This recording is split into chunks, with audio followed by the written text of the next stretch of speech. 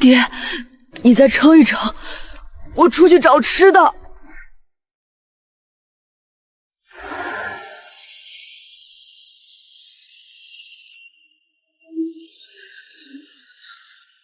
醒来吧，万兽之神！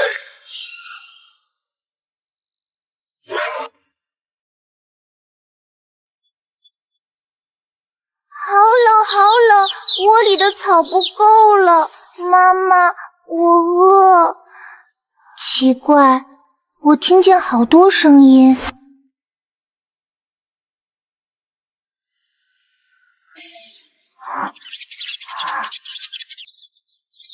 我能听见他们说话，是田鼠，还有麻雀。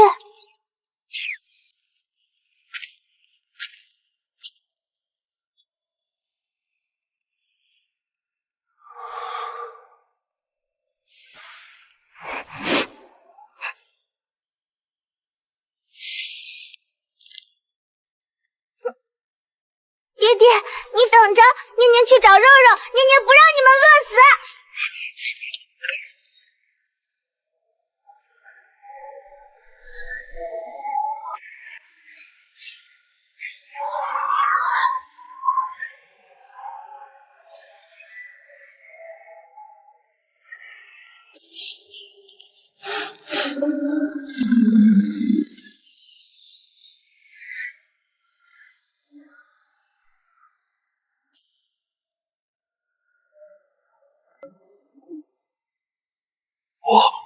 小王，别杀我！你叫什么名字呀？那念念给你取一个，你是灰色的，就叫大灰灰。我可是狼群中的霸主啊！如今被3岁小奶娃按着头叫大灰灰。大灰灰，你知道哪里有兔兔吗？或者鸡鸡？念念的爹爹在发烧，他好多天没吃东西了，念念要给他找肉肉。小王，上来吧，我带你去找肉肉。下，大灰灰冲啊！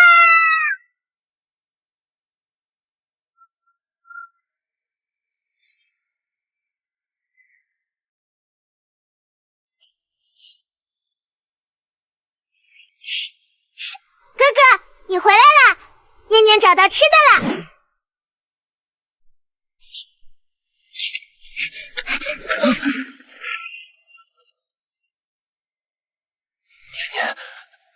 那是狼，你大灰灰才不咬人呢。爹爹好烫，肉肉能治发烧吗？哥哥，你先蹲着，念念再出去一趟。不行，外面。大灰灰，往左边，快快快！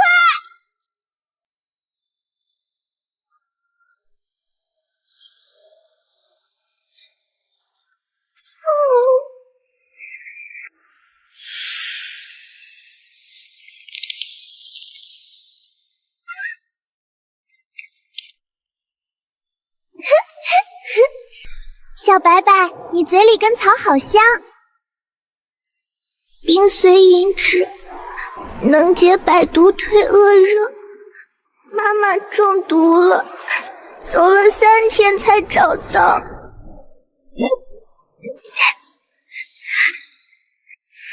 念念不拿，这是小白白给妈妈的，快去救妈妈吧。念念在想别的办法。你救了小白的命，一根草算什么？小白还有一根备用的藏起来了。小白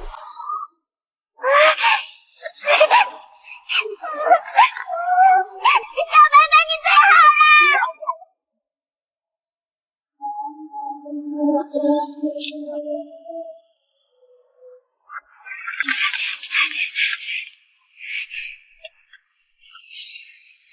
哥哥快，这个能退爹爹的伤。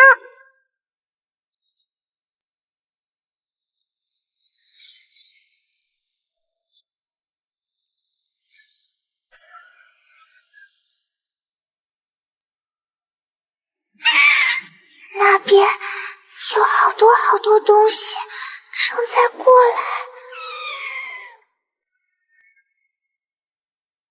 爹爹，喝汤汤，张嘴。啊！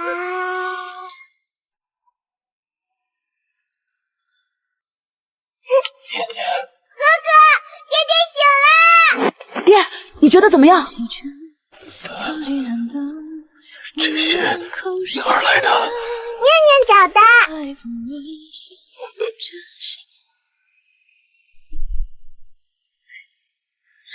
星河，保护好你妹妹！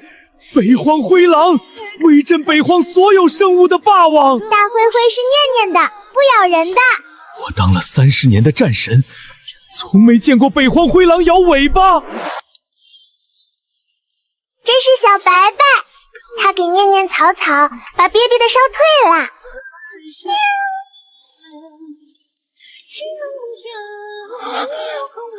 到底怎么回事？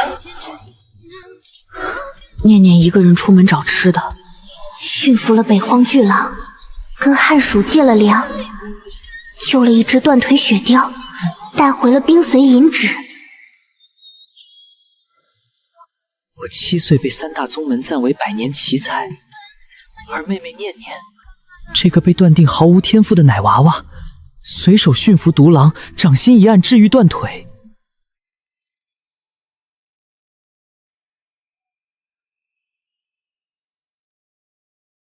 过来。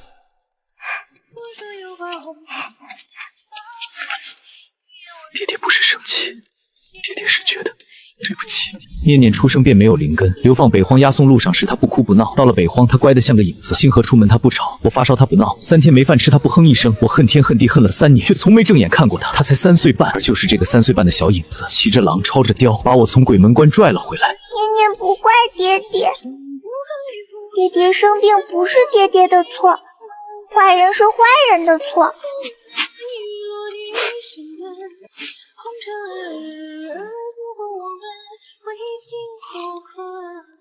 星河，在，你妹妹的事不能让任何人知道。这份力量不是恩赐，一旦走漏，我们一家死无葬身之地。3个月后就是春雪，巡查兵会来。什么是巡查兵？坏人派来的人。那让大灰灰咬他们。不能咬，还不是时候。总有一天，我们会回去。念念要吃肉肉，大灰灰别抢。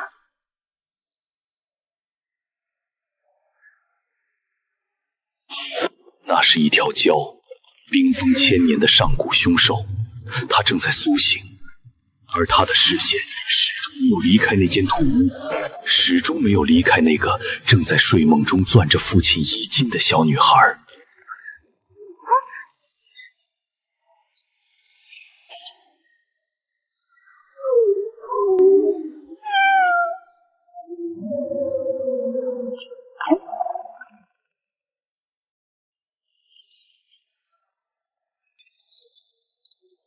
小王，那下面的东西太可怕了！小崽子，我来。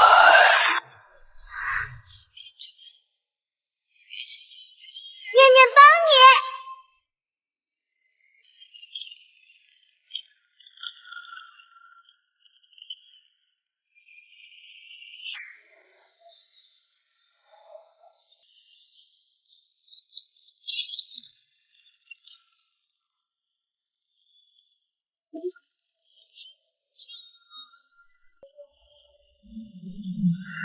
老朽等了1200年，万兽血脉，1000年一出，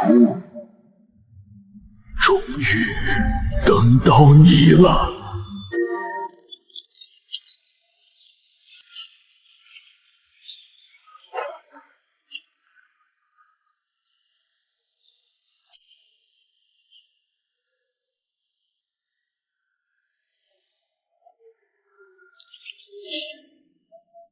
1000年寒蛟，上古凶兽，任何修行者见了，都会魂飞魄散。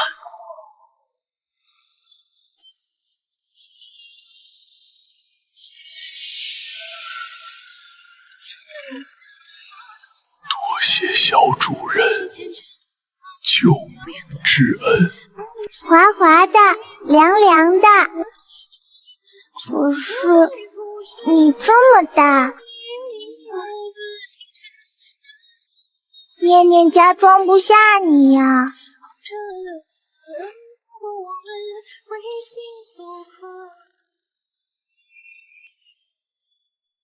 大虫虫变小虫虫啦！老朽名唤竹渊，竹竹也行。又来一个，这个比我们加起来都吓人。走，回家。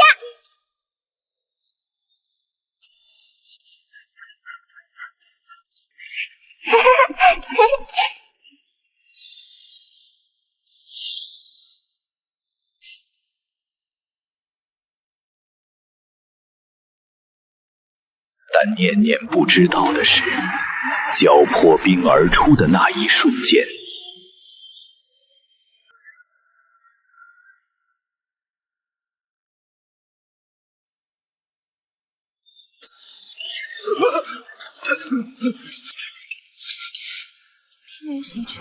北荒方向，千年封印，有东西出来了！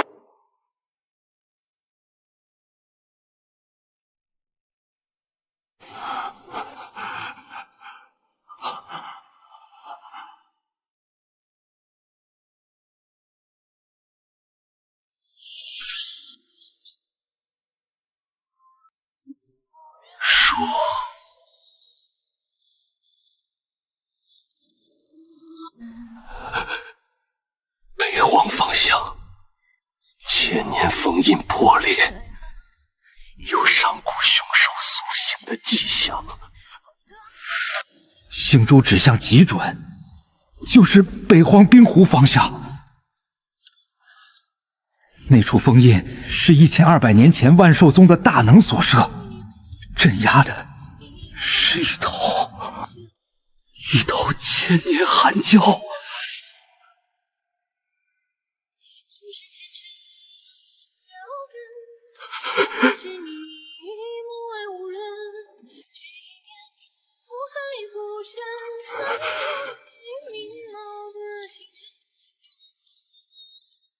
千年寒蛟，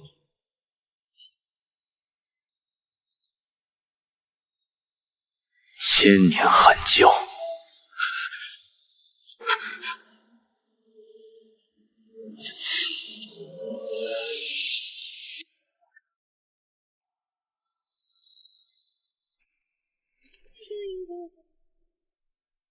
封印怎么会突然破裂？臣不知。按理说，那道封印至少还能撑500年，除非有外力介入，而且是极其特殊的力量。北荒神破军，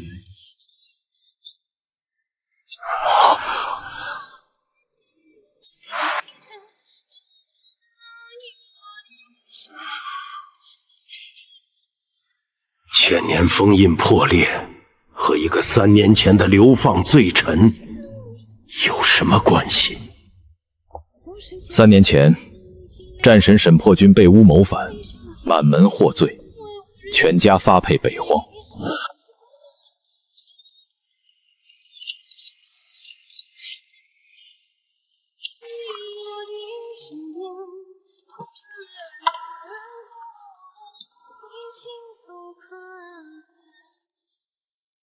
我查过那些证据，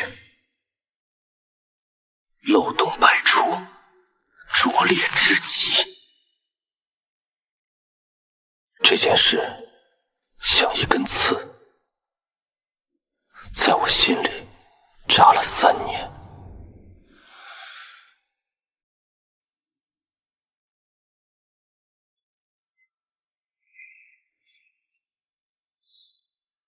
派人去北荒，暗探，不要惊动巡查兵。我要知道冰湖封印的确切状况。还有，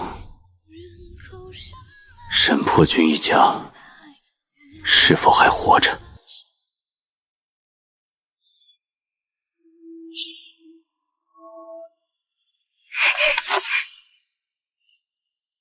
爹爹，有人在外面偷看念念。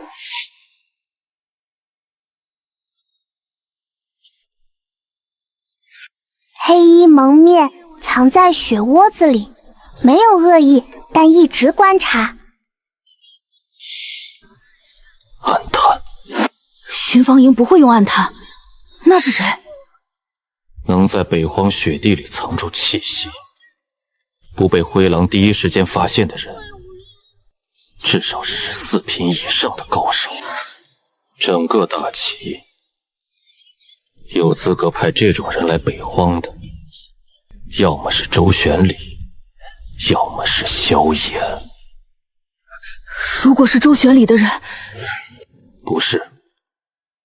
周丞相要杀我们，会直接派杀手，不会费心思搞暗中观察。他恨不得我们立刻死，不会留活口慢慢看。那就是摄政王。萧炎，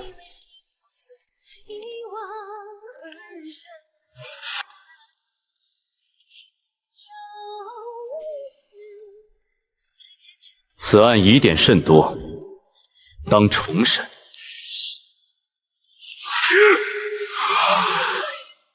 最后萧衍没能翻案，先帝的玉玺已经盖了，圣旨已经发了，再翻就是抗旨。不要打草惊蛇，让那个安特看。看什么？看我们还活着，看我们值不值得他萧衍下一步棋。萧衍是谁啊？一个很厉害的人，可能是坏人，也可能不是。竹竹，如果那个人是坏人，你能一口把他吞掉吗？弹丸之地的凡人，吞1万个都不够塞牙缝。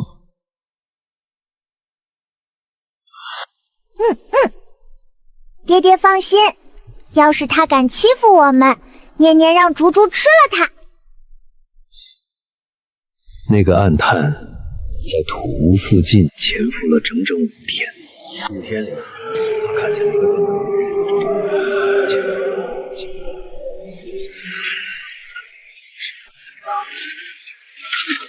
瘦的披着毛样，手法利落，不像15岁的孩子。他还看见一个3岁的小女娃蹲在雪地里，对着一群汉塔指手画脚。汉塔们居然整整齐齐，搬进了土屋后面的平静。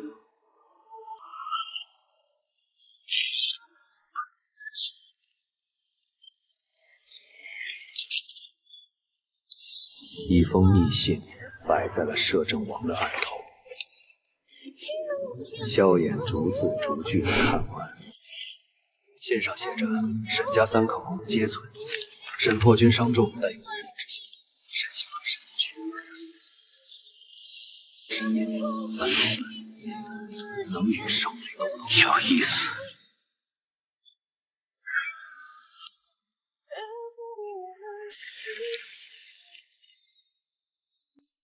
萧炎，3年了，你还盯着沈家那条死狗？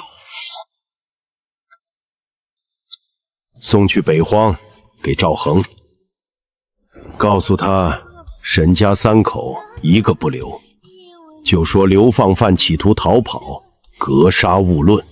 自从上次发现暗探之后，念念每天晚上都会放出生命，几只汉塔蹲在土屋周围的雪堆上，轮班站岗。汉塔们夜视能力极强，稍有风吹草动就会发出尖锐的警报声。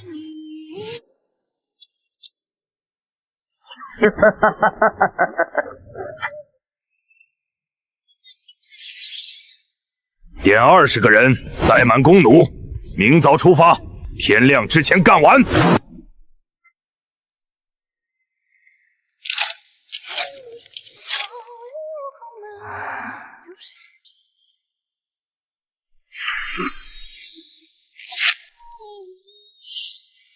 4更天的时候，警报来了，一只汉。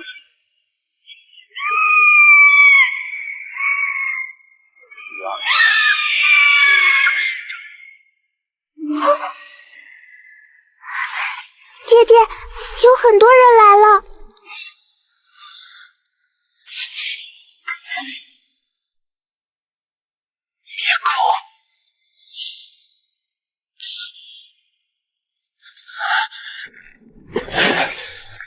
带你妹妹从后墙走，往冰湖方向跑。那爹你……我断后。爹，你一个人。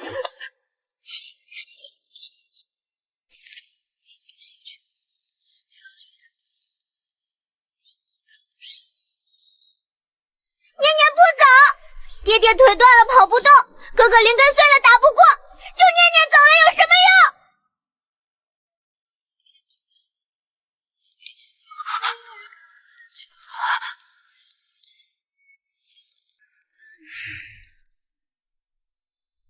主主，你说过你能吞1万个凡人，外面来了21个，够不够你塞牙缝的？这等蝼蚁，老朽打个憨气便是。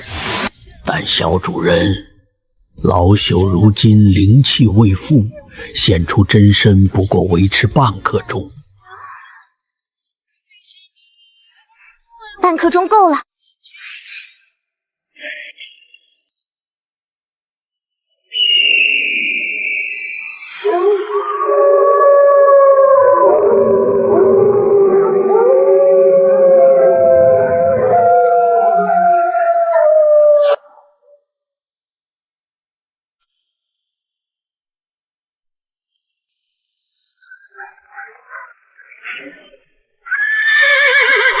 神破军，周丞相有令。他的话没喊完，一道暗气方向冲天而起，反照平平。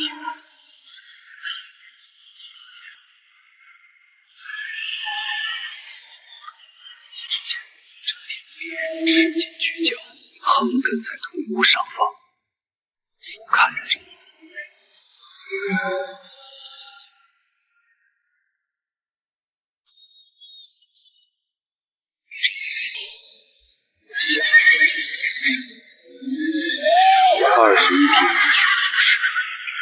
骑士和警长双枪。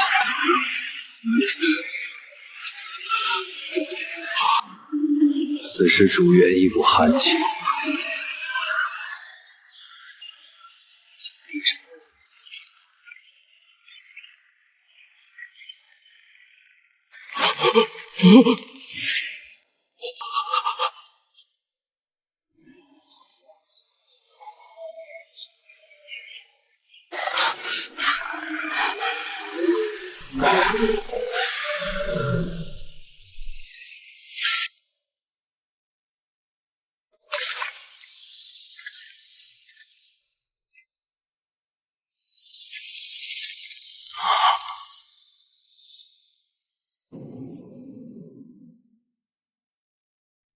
赵叔叔，你打了念念的爹爹，抢了念念的汤汤，现在又要杀念念的家人。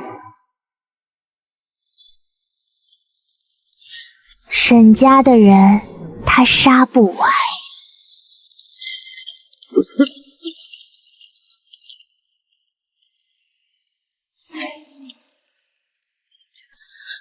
好臭！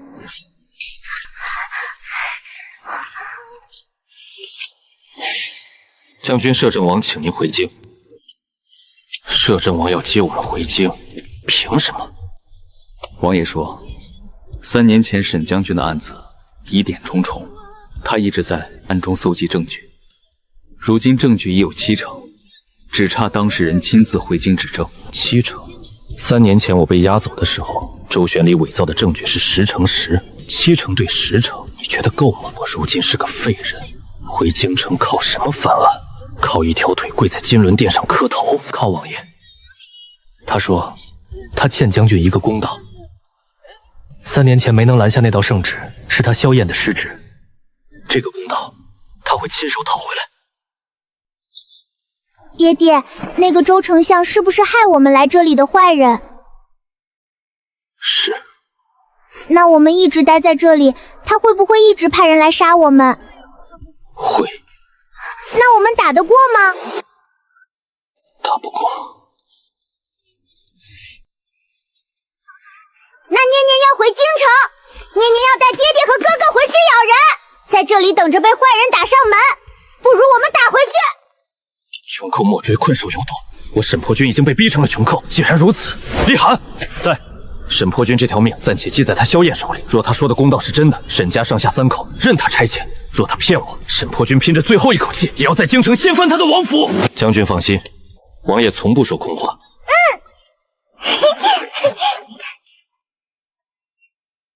念念要去吃糖葫芦啦！念念要走了，你们要好好吃饭，不许打架，不许偷懒挖洞，知道吗？念念以后会回来看你们的，拉勾勾。大灰灰，你留在北荒吧。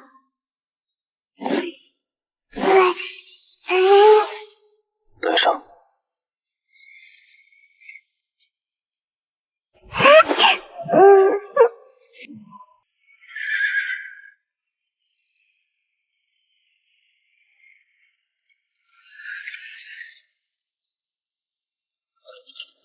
3年，他们在这里待了3年。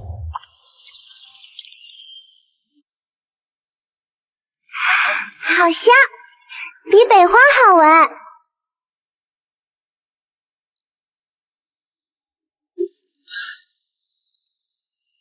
爹爹，京城的糖葫芦是什么颜色的？红色。那烤鸭呢？金黄色。念念要吃10串糖葫芦。将军，前方5里处有一队人马，约30人，打的是北荒巡防营的旗号，正在设卡。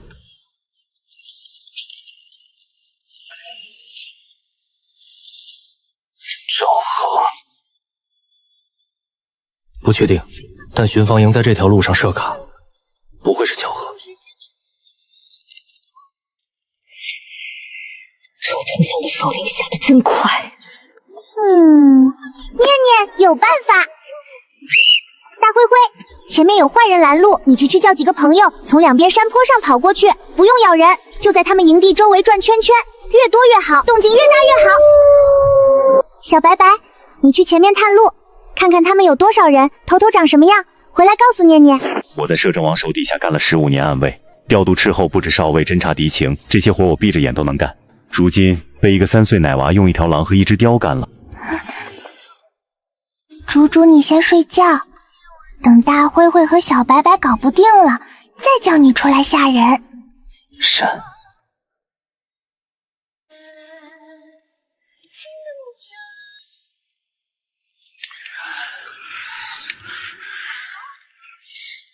他们不知道，一场由3岁女娃指挥的突围战正在悄然铺开。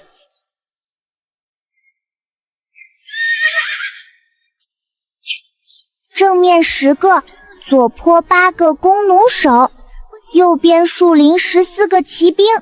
哥哥，比念念的手指头还多好多。左坡弓弩手是杀招，正面堵路是诱饵，右翼骑兵是追击。3面合围，只留后路，逼我们退回北荒。我去解决左坡那8个弓弩手。不用，大辉已经去叫朋友了，从右边树林冲。马最怕狼，骑兵先乱。正面堵路的，念念让虫虫去。上次咬了赵叔叔，这次再咬一回，他们就顾不上拦路了。左边山坡的8个人，猪猪，你不用变大，就飞过去，在他们头顶绕一圈，他们能感觉到你吗？交之为压，不在形体，在神魂。老朽诺飞过去吐一口气，那8个蝼蚁怕是要趴在地上哭爹喊娘。黑衣叔叔，你管赶车就好了，念念搞定。照他说的办。15年安贞生涯，头一回听一个3岁娃娃指挥作战。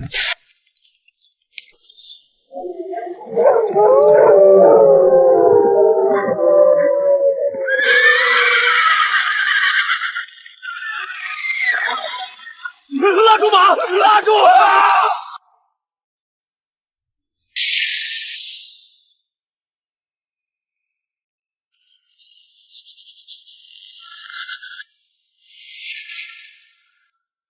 他们不知道发生了什么，只觉得灵魂深处有一种远古的、绝对的恐惧被唤醒，是刻在血脉里的、无法抵抗的臣服。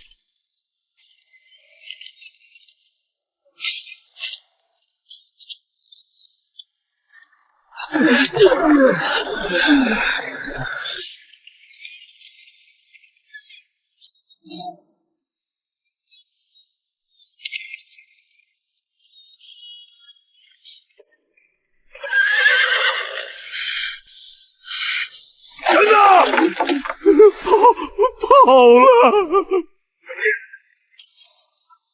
这是要完了。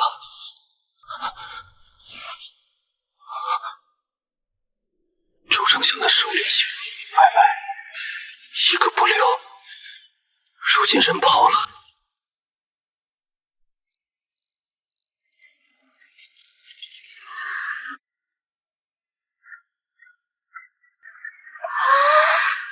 绿草，绿草，念念看到绿草啦！念念一行人经过了一路危险，终于在天黑前赶到了官道驿站。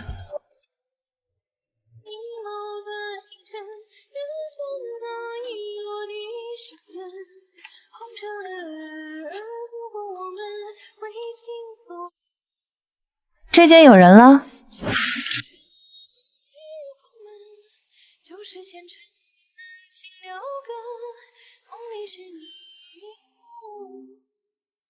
腿倒是其次，你经脉里有残留的禁术痕迹，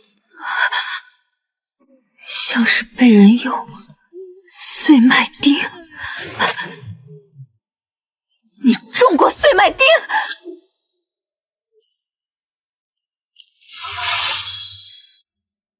你认识碎脉钉？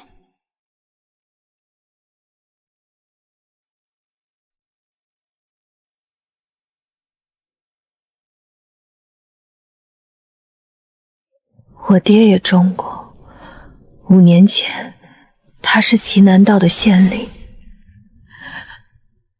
查了周丞相侄子的贪墨案，第2天就被拖进暗牢，钉了碎脉钉，扔到城外乱葬岗。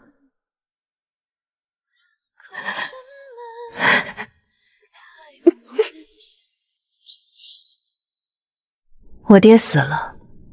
我活着，学了医，走南闯北，就想找一个能治碎脉钉后遗症的方子，因为我身上也有3颗。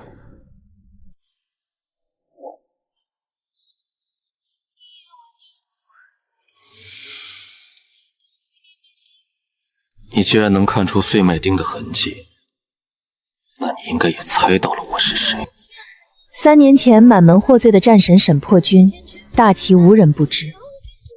我路过北荒时，听说流放犯还活着，本想找机会看一眼，没想到在这儿碰上。我有专治碎脉钉的续脉膏，但只能疏通30%。姐姐，你的药好臭！良药苦口，这叫臭，不叫苦，但道理一样。爹爹经脉里有3个黑黑的堵堵，念念的暖暖绕不过去。姐姐，你的臭臭能化掉吗？什么黑黑的？你能看到经脉内部？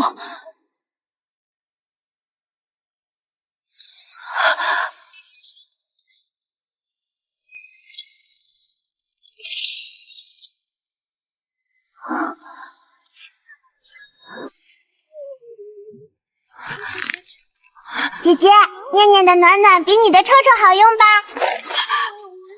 这不可能！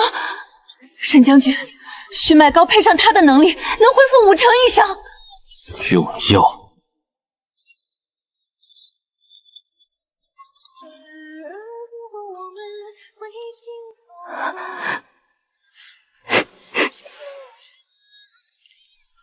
巡防营兵卒突然搜查驿站，危机再次逼近。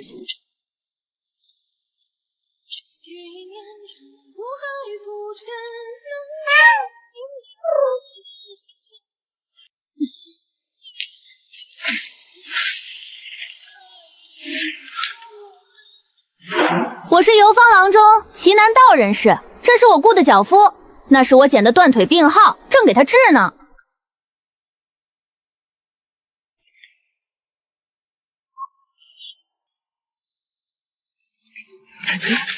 这小丫头哪儿来的？北荒雪雕！坏人又来抓念念了！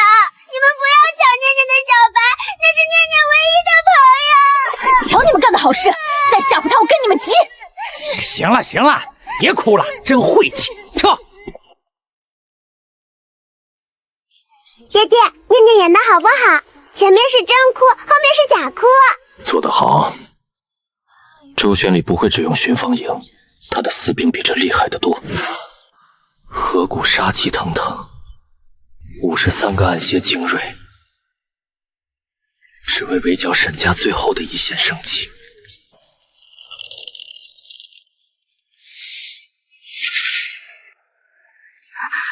爹爹，有人，好多好多人，比爹爹和哥哥和姐姐和黑衣叔叔加起来再乘10还多。心跳如何？咚，很稳，像打鼓。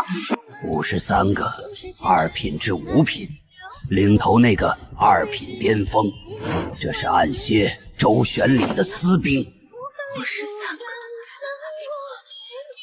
这么大，打不过。念念跟你说哦，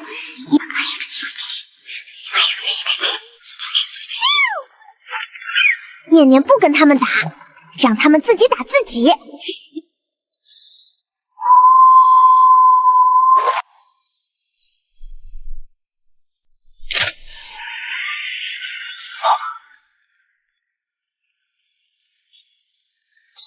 蛇，到处都是蛇！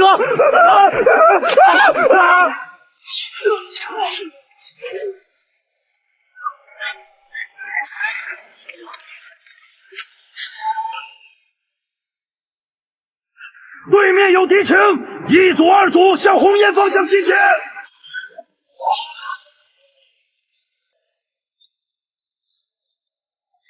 叔叔们再见，下次别来啦！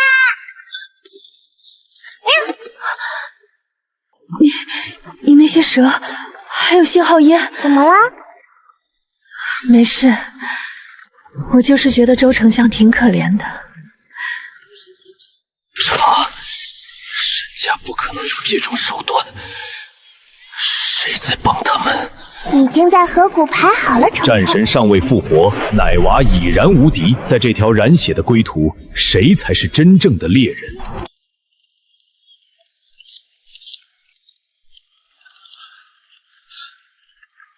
将军，周旋里的暗邪这次折损过半，他不会再派这个2级的人了。不会的。什么？ 他会亲自在京城布局，等我们进去。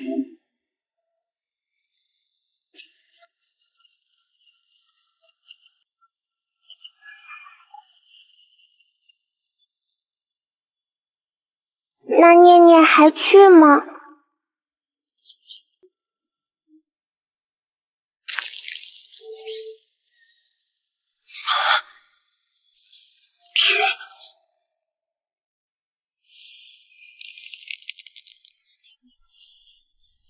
爹爹，念念不会让你们饿死的，念念答应过你的。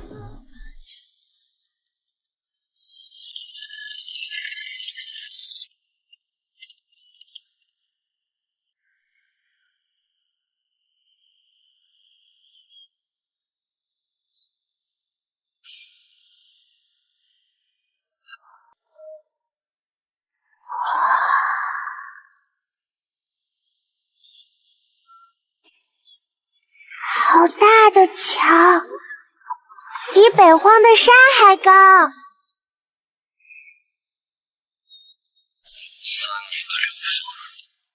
3年的蛰伏，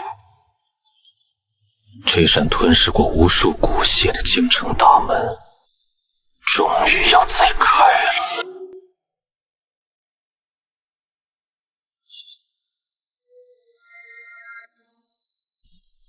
沈将军，3年不见。摄政王，当年金轮殿一面之缘，王爷还记得。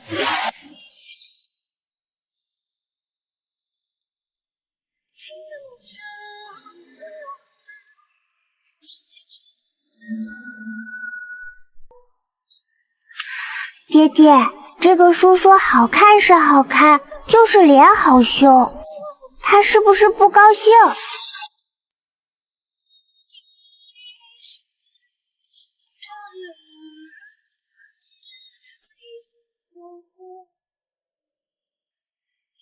你就是沈念念。念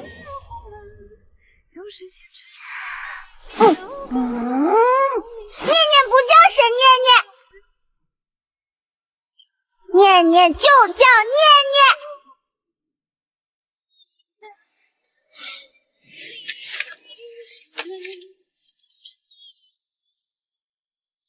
3天后，太后设百花宴，周丞相的孙女周瑾瑟会带一枚私印赴宴。那枚印盖过的文书里，有3份是伪造沈家谋反证据的原始底稿。萧炎，你要一个3岁的孩子去偷私印？能拿就拿，拿不到也无妨。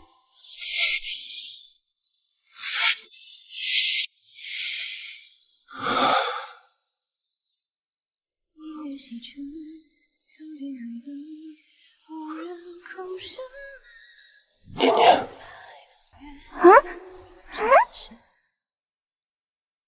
，3天后有个宴会，里面有好多坏人。念念去，念念最会对付坏人了。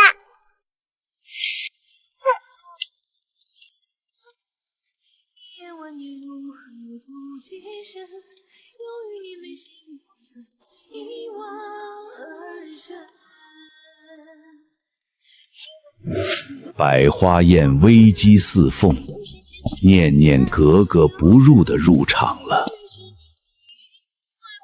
连个姓氏都报不出来，怕不是街边捡来的野丫头吧？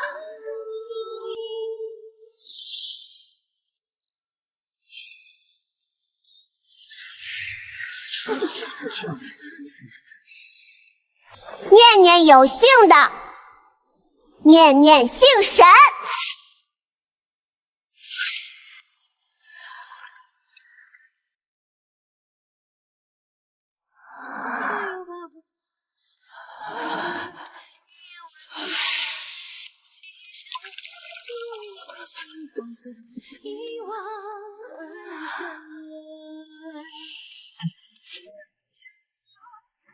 来人，给这孩子倒杯热茶。太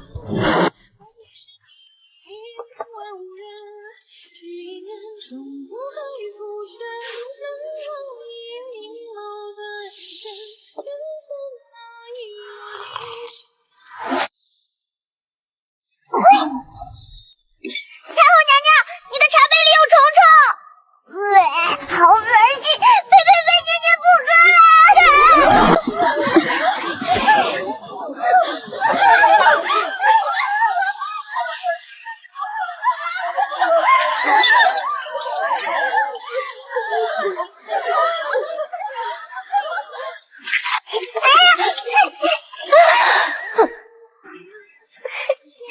姐姐，对不起。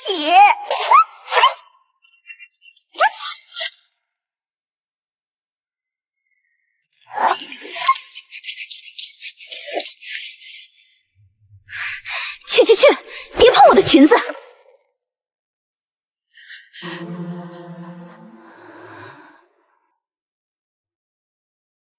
来人，把门关上！一个来路不明的孩子混进了百花宴，本宫不得不罚。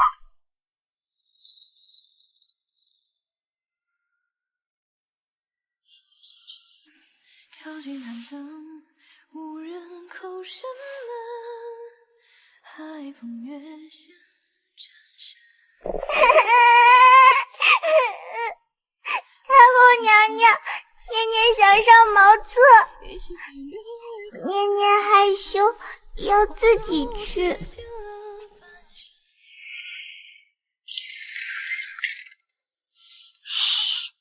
等下你从那跳出去。姑娘，快去快回！必须赶在他们闯进来之前。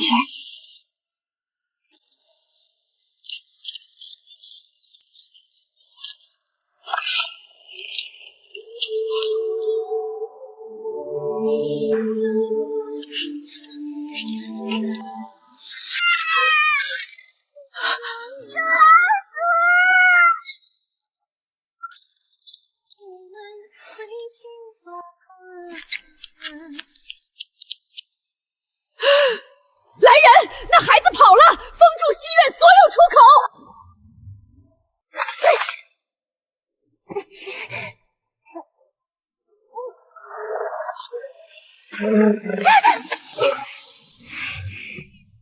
大灰灰，跑！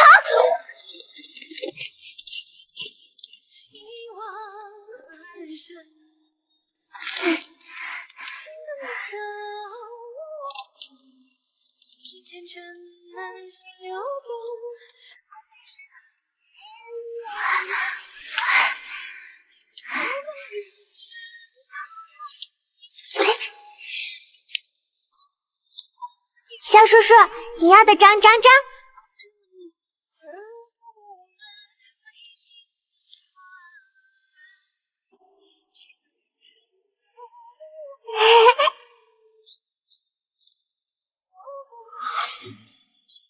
上车。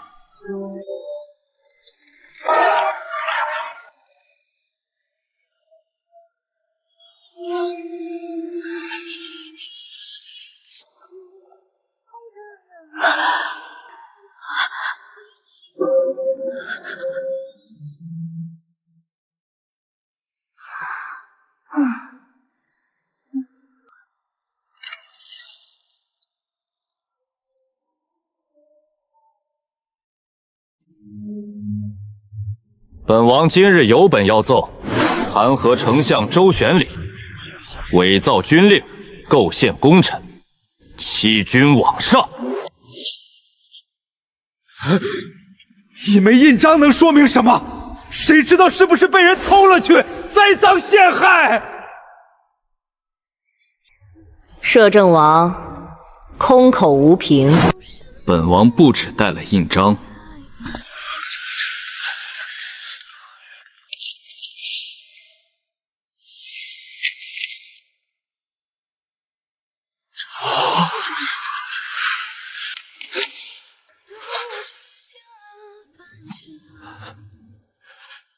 印痕吻合，纸张年份吻合，笔迹于六部存档，有7处矛盾。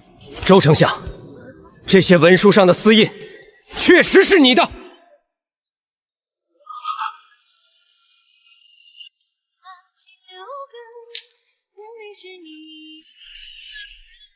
沈破军是钦定谋逆要犯，私自逃离流放之地，本身就是死罪。来人！先帝定罪的依据就是这些伪造文书。文书若是假的，罪名便不成立，死罪从何谈起？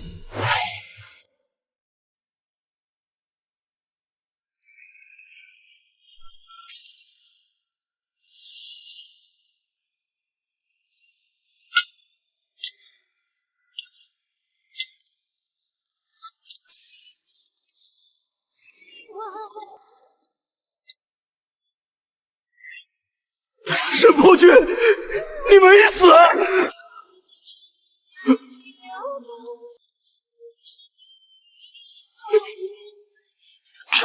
礼，你可知罪？大理寺卿高声宣读文书，字字如刀。周玄礼的脸惨白如纸，老将、文官、武将一个接一个跪下。臣附议，若他是叛国之人，臣第一个不信。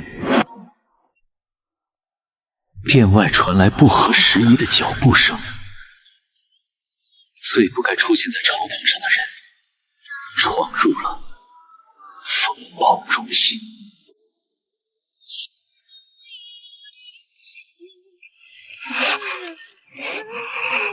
你用假的纸害我爹爹坐牢，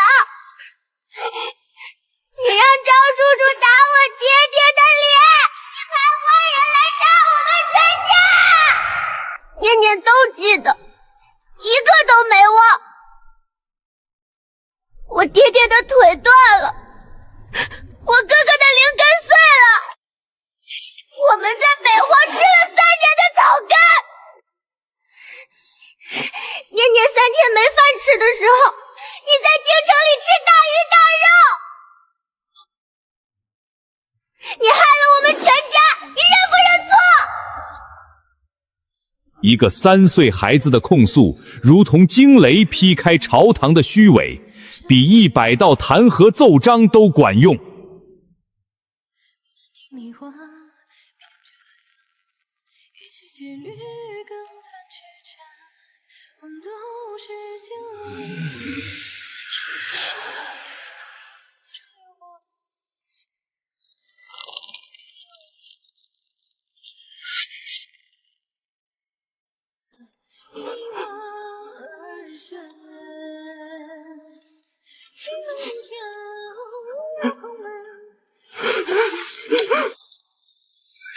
太后娘娘救我！棋子没用了，执棋的人毫不犹豫地抛下了他。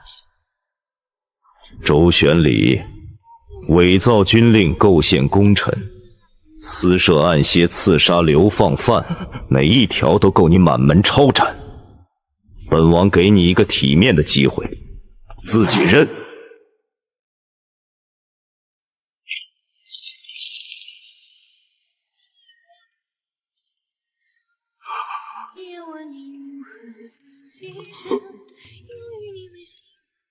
臣认罪。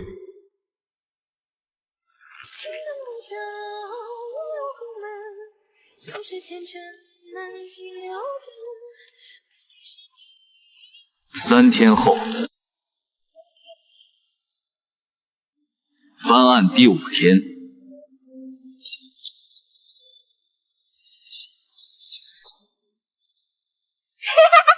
好大的院子，比北荒的土屋子大100倍。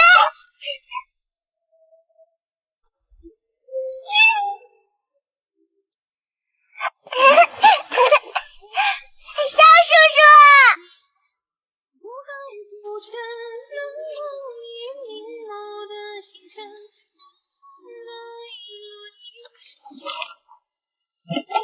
爹爹，我们以后是不是不用回北荒了？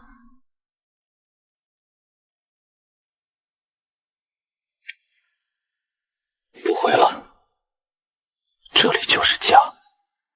爹爹，念念说过的，念念不会让你们饿死的，念念做到了。北荒的寒风终被挡在门外，属于他们的春天才刚刚开始。